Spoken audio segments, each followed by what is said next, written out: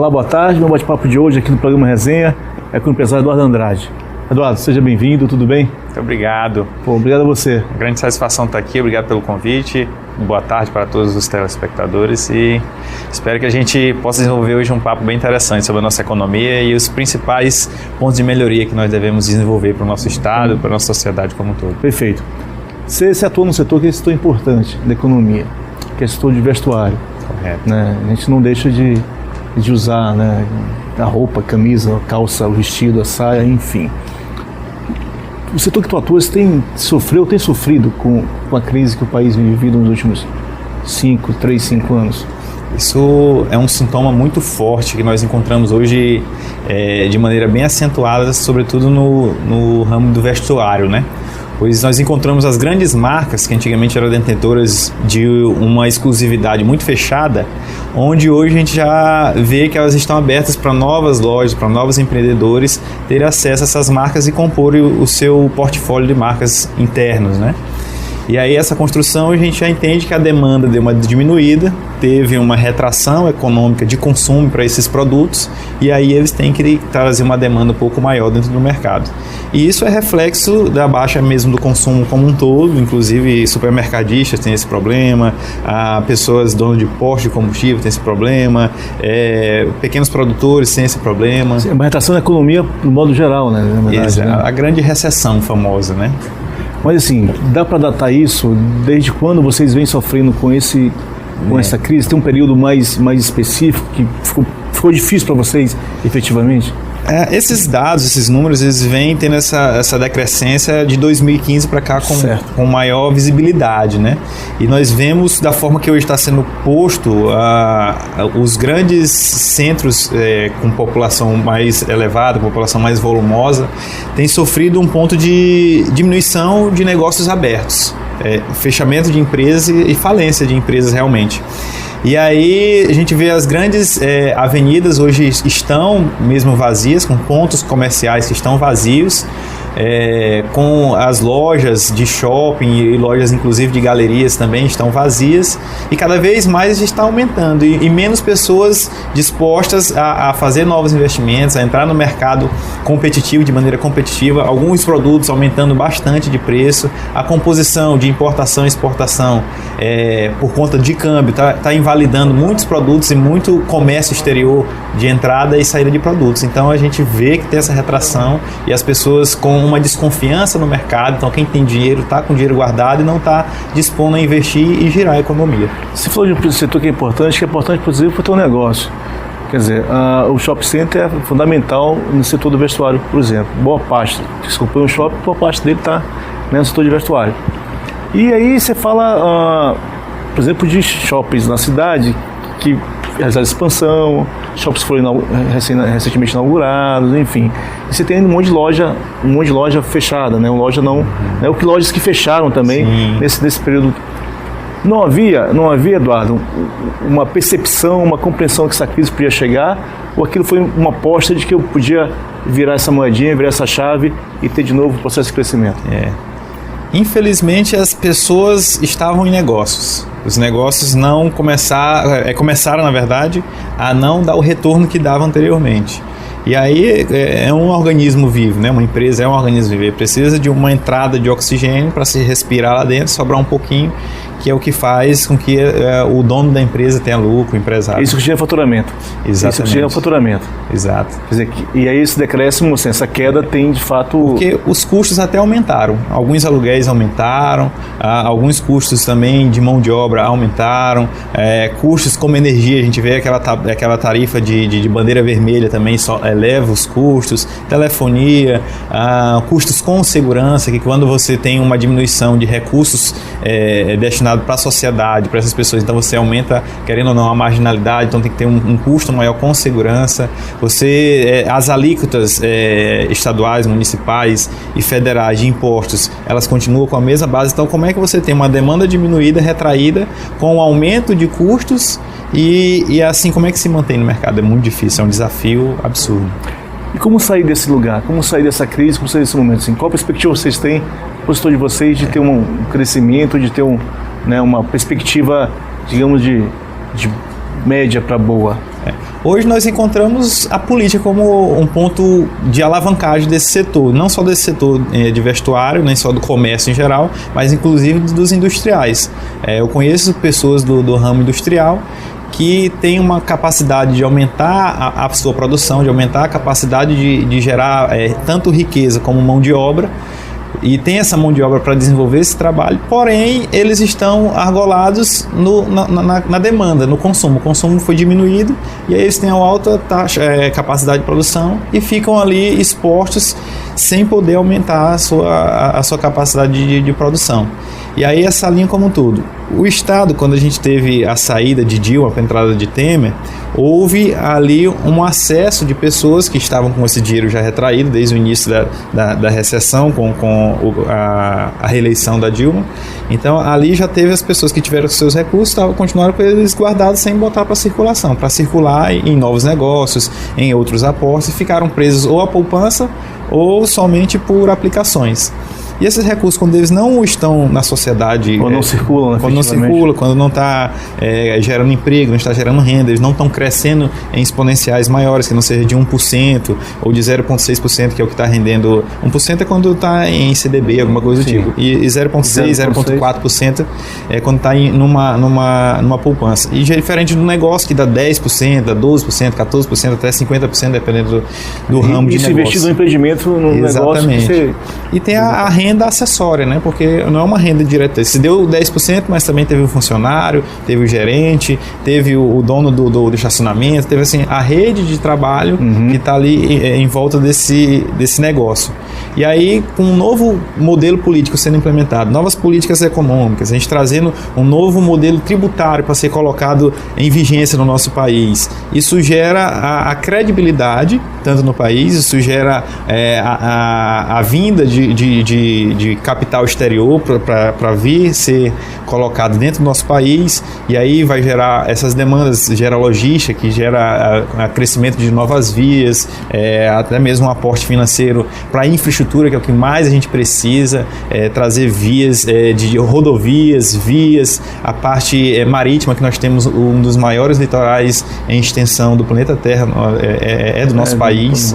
Ainda tem os braços de rio, que também tem uma boa capacidade de navegabilidade e transição de mercadorias. Você traz um ponto na tua fala que é interessante, que é uma pauta que está sempre presente nos debates da política econômica nacional e presente no Congresso Nacional, né, ou na Câmara ou no Senado, que é uma tão alentada, sonhada, imaginada reforma tributária.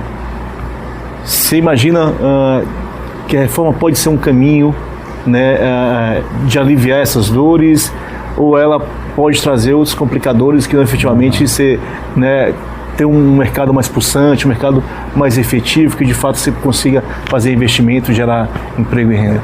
Essa é uma excelente pergunta até para o debate na sociedade. Quem fala hoje, na atual conjuntura, não para daqui a 2, 3, 4 anos, em diminuir imposto, essa pessoa está sendo leviana na fala.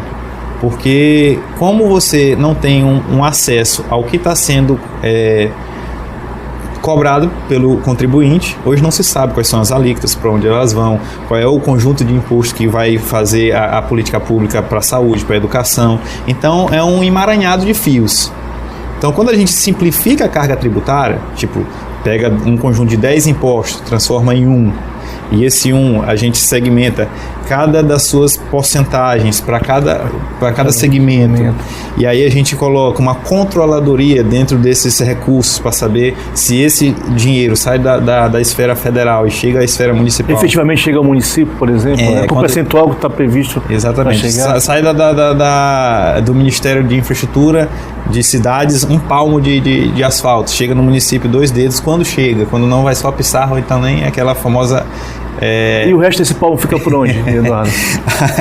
Fica nesse valor, fica nesse processo inteiro, fica por onde Na verdade, essas nossas últimas experiências aí do judiciário, que tem feito um excelente trabalho com Lava Jato, com aquela época do mensalão, a gente encontra de onde vem. A gente pega um Gedel Vieira Limpa com 54 milhões em espécie, em várias moedas, dentro de um apartamento fechado com malas e caixas, e aí a gente encontra uma restituição de valor valores que chega à alçada de 16 bilhões de reais com o processo... Valores que estavam em bancos no exterior, quer dizer, em contas no exterior. Uhum.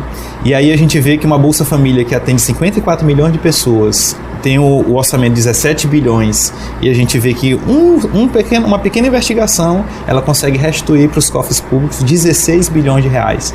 E aí a gente entende que a política pública ela está para satisfazer a gestão e a vida da classe política e dos interesses da classe financeira, como o OAS, Odebrecht, Camargo Corrêa, JBS. Então você crê então que, assim, que não sai a reforma tributária porque na verdade a reforma tributária não atende os interesses de quem de fato mantém o capital, o grande capital do país que faz circular esse tipo de negócio que você se refere? É a construção do establishment. É toda a construção político-financeira que está colocado num risco caso, tipo, essas grandes nomenclaturas partidárias saiam do poder, como PT, PMDB, PSDB e os outros históricos que estão. Eles compõem uma bancada em que, tipo, caso entre alguém que seja independente, como se coloca hoje o João Amoedo, que é um pré-candidato liberal, o próprio Bolsonaro, que ele disse que ele não vai fazer loteamento de cargos e ministérios para a classe política como um todo. Então, quando a gente quebra esse arquétipo do establishment e a gente enxerga que até a imprensa ela faz parte dessa linha, então a gente consegue formatar um país mais efetivo para a sociedade e não para essas classes que são favorecidas diretamente. Que são sempre favorecidas de fato, efetivamente de fato. Né? E aí eu evito o debate, eu não tenho um debate, por exemplo, uma reforma tributária. Então a reforma tributária não atende o interesse de quem hoje comanda o país, digamos assim. E assim, a gente precisa de uma entrada da população. A população precisa realmente cobrar de maneira respeitável, sem xingar político, sem apontar dedo na cara, mas olhando para o problema. A gente tem uma conjuntura em que hoje, independe de quem esteja à frente de um cargo público, seja governador, senador, deputado, a gente precisa de políticas públicas inteligentes e que possam ser cobradas, que a sociedade pode cobrar, enquanto um próprio indivíduo ele consiga fazer uma cobrança em que tenha efetividade, que é o recurso, e não só o recurso, mas a política pública chegar para servir em educação, em saúde, infraestrutura, cultura como um todo. Perfeito. Eduardo, a gente vai ao primeiro intervalo, na volta você com resenha, esse debate sobre reforma política, reforma tributária e economia, né, no país.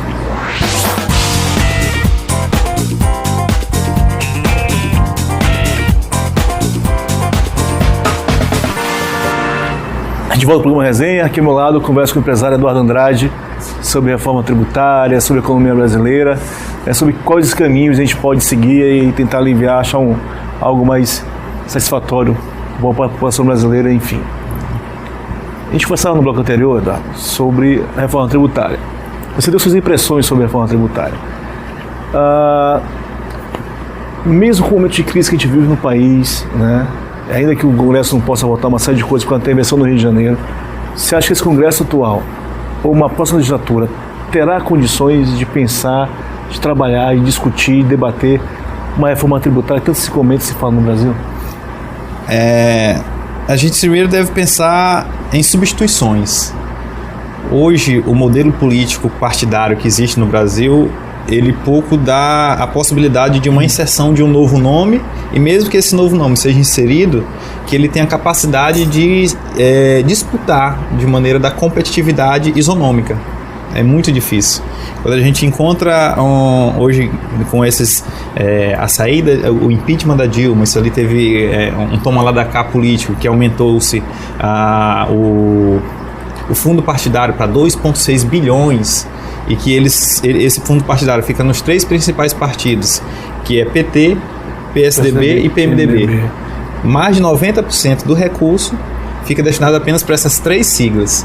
Então aí a gente já tem uma competitividade desigual, desequilibrada. Muito desigual, entendeu? E esse crescimento, que ele tinha um orçamento de 860 milhões apenas. Então, na saída de Dilma, ela aumentou em alguma porcentagem, que foi para 1,8 bilhão, de 800 aumentou quase 1 bilhão. E aí teve um segundo crescimento com a entrada de Temer, com uma nova negociação lá do Congresso, e aí ele chegou a 2,6 bilhões, que é o que está hoje. E aí a gente entra mais uma vez no comparativo com o Bolsa Família. O Bolsa Família são 17 bilhões, mas ele começou com um orçamento de 8 bilhões. entendeu? E aí a gente encontra quase 30% em uma linha de recurso destinado para a política e para políticos, pessoas que recebem altos salários com um monte de incentivos por trás e ainda por cima para fazer a campanha, ele já vem com quem é presidente de um partido, vai puxar essa verba de fundo partidário para si ou para os seus. Vai puxar o tempo de TV para si ou para os seus. E aí quem não tem uma visibilidade grande, quem às vezes pode não tem mandato, não tem mandato. Inclusive eu tenho essa construção que hoje eu venho como pré-candidato, estou como pré-candidato pelo pré-candidato a deputado federal, e aí eu vejo que eu tenho alguns pontos que eu não consigo competir com as pessoas que já estão lá. Eu fico assim à parte e fico sem ter meio de adentrar. Não por culpa nem do meu partido, que uma das indicações que eu fiz para adentrar dentro do partido que hoje eu faço parte foi que eu ficasse como independente e que fosse me assegurado o tanto tempo de partido, de TV como... Mas esse, assim, aí falando da tua pré-candidatura, falar desse perfil de independente, isso não te isola partidariamente? Isso não te cria mais dificuldades do que efetivamente tu pensar a política dentro desses moldes mais tradicionais? Itevaldo, essa é uma linha completamente correta e o mundo funciona da forma que você está falando. A prática política é exatamente essa que você acaba de colocar de maneira muito assertiva. E um ponto que eu vim a me blindar disso e trazer uma nova concepção em que eu possa ter meios de me vincular e galgar esse passo de efetivar essa pré-campanha em campanha e na campanha receber os votos suficientes para poder chegar no cargo, é através do mote da nossa campanha, que é uma ferramenta chamada 100 mil honestos. Então são 100 mil pessoas, 100 mil eleitores honestos que vão poder colocar de maneira espontânea e por adesão pessoal aquela pessoa, que no caso eu serei esse representante, eu serei a legenda que vai representar esses 100 mil honestos. E aí uma composição que a pessoa vai colocar o nome, sua cidade, o Instagram e o WhatsApp delas para ter uma pré-campanha e campanha participativa e para ter também um mandato participativo, que eles vão ter referendos para responderem às opiniões deles, e aí com isso, não só eu, mas os outros políticos que virão no futuro terão que dar esse feedback direto para a sociedade com esses mandatos participativos, e aí a gente tira esse isolamento de um deputado federal que fica sozinho lá em Brasília e ninguém tem acesso ao seu gabinete, de um governador que fica no seu gabinete, tem uma série de assessores. Esse critério que você estabelece, que de fato é importante, né, do eleitor honesto, né, do ser honesto, ele não é arriscado no momento que a gente vive, de que quando se criminaliza muito a política, quando se vê a política como um lugar de pessoas que são desonestas, pessoas que só pensam em se dar bem, quer dizer, só pensam em arrumar negócios para si e para o seu entorno. Você não está num limiar muito tênue, assim, essa coisa de eu achar 100 mil honestos que... É porque a gente entende hoje, nos bastidores da política, é sempre sabido que para um deputado estadual receber votos de 30 mil votos, 28 mil votos, ele tem um custo em média de campanha de 2 a 3 milhões de reais. Um deputado federal, ele gasta de 4 a 8 milhões de reais. A campanha tradicional, né? A campanha tradicional, a campanha que tu vai lá e fazer santinho, buscar votos, e tal. E aí esses recursos vêm da onde? A sociedade tem de onde buscar o fundo verdadeiro que vê aqueles recursos? Não tem.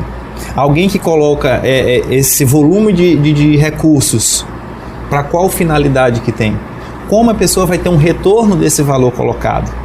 E aí a gente já vê que a transparência, a credibilidade, a formatação daquele mandato ser desenvolvido e colocado à disposição da sociedade, dos entes sociais, das composições de política... Efetivamente quem te elegeu não tem como, né? Não tem como. Inclusive o que se fala, por onde se passa, você diz, se eu comprei o voto... eu não vou ter que lhe dar satisfação depois. E é assim que funciona. Eu já paguei pelo voto, é resolvido. Exatamente. Essa é a fala comum, né, tradicional. E aí as pessoas vêm com esses entraves, com esses questionamentos. Mas se entrar vai ser desonesto também. Mas se chegar lá não vai poder fazer nada. Aí nessa concepção que foi construído o mote dos 100 mil honestos. São 100 mil pessoas honestas que votaram de maneira espontânea em uma pessoa também que se coloca como honesta, que tem como desenvolver o trabalho honesto.